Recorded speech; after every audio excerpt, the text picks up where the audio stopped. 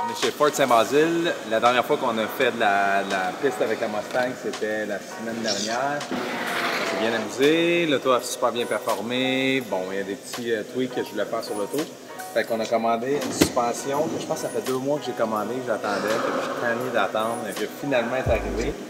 Puis on dirait que quand tu l'as payé d'avance par carte de crédit, puis elle arrive, elle est déjà payée, on dirait comme des cadeaux. On aime ça recevoir des cadeaux à la maison, en tout cas. C'est pas pour toi, mais moi j'aime ça. Ouais! C'est Noël! C'est une suspension MCS avec un design assez incroyable. Design inversé en arrière avec évidemment des bearings aux 2 bouts, des super gros bearings qui sont plus gros que ceux d'origine. Évidemment ajustables, fait qu'on va être capable de faire coller la voiture à la route avec cette belle suspension-là qu'on a reçue aujourd'hui. Je vais vous montrer un petit peu l'installation, je vais vous montrer comment on enlève la suspension d'origine et comment on installe une suspension coilover comme celle-là.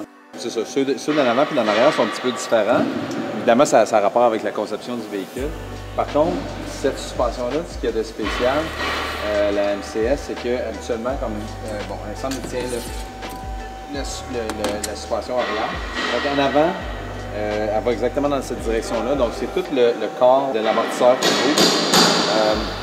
C'est correct, c'est pas toujours idéal parce que ça fait beaucoup de poids qui bouge. Donc on appelle ça du unsprung weight. Tu veux toujours réduire ça au maximum, mais bon, la façon que cette suspension-là est faite, on n'a pas le choix. C'est McPherson, hein?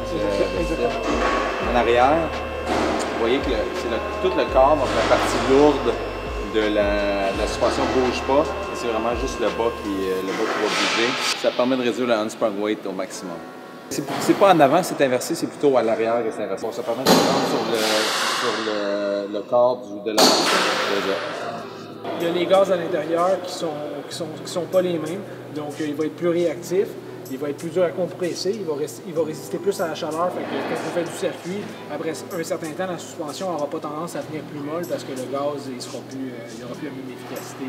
Un autre gros avantage qu'on a avec cette suspension-là, c'est les plates ici en haut, ceux-là sont complètement fixes, ceux-là ici sont totalement ajustables, fait qu'on peut changer l'angle des roues là, pour avoir une meilleure adhérence en circuit. Ici, on a des bagues d'ajustement. Donc, ça permet d'ajuster la hauteur du véhicule. Donc, le spring qui est ici vient s'accoter dessus. Donc, tout le poids de la voiture est vraiment accoté sur le devant ici. Puis, en baissant et en montant les bagues, on est capable de baisser puis monter la hauteur de la voiture. C'est vraiment pratique. Si on regarde avec la suspension d'origine, bon, c'est sûr que c'est fait pour être confortable. C'est fait pour tout isoler.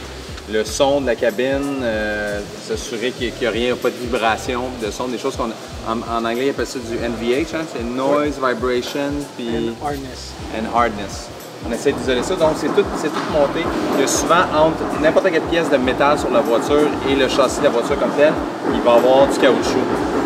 Ici, vous pouvez voir que c'est tout simplement un bearing, donc la suspension est à côté sur un bearing. Fait que c'est sûr que quand il y a une bosse, ben non, ici tu as le spring qui absorbe la bosse, mais tu as évidemment le caoutchouc. Ici, ben, on a un spring qui est déjà beaucoup plus rigide que celui d'origine, mais en plus c'est sur un bearing, donc c'est certain que ça va nous donner un petit peu plus de NVH, mais ça va nous donner plus de performance. Beaucoup plus. On a une roulette d'ajustement ici, on peut venir ajuster la dureté de la suspension.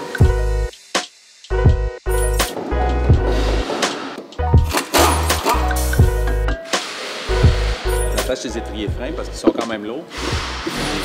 C'est sûr que quand on l'enlève sur le... Comment tu appelles ça un knuckle en français? Un quoi? Un porte-fusée. Le knuckle, ici, ça s'appelle le porte-fusée. J'en apprends à chaque chose.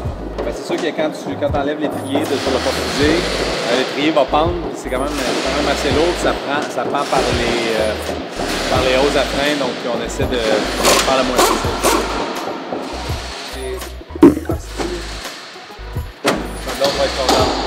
Excuse-moi mon amour.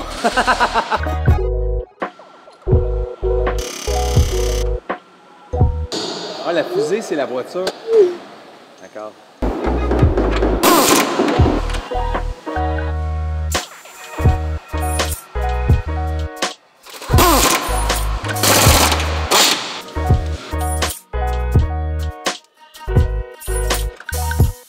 C'est sûr qu'on fait tout ça, fait que la prochaine qu'on va installer, ça va être plus vite et plus efficace. On a des pattes de frein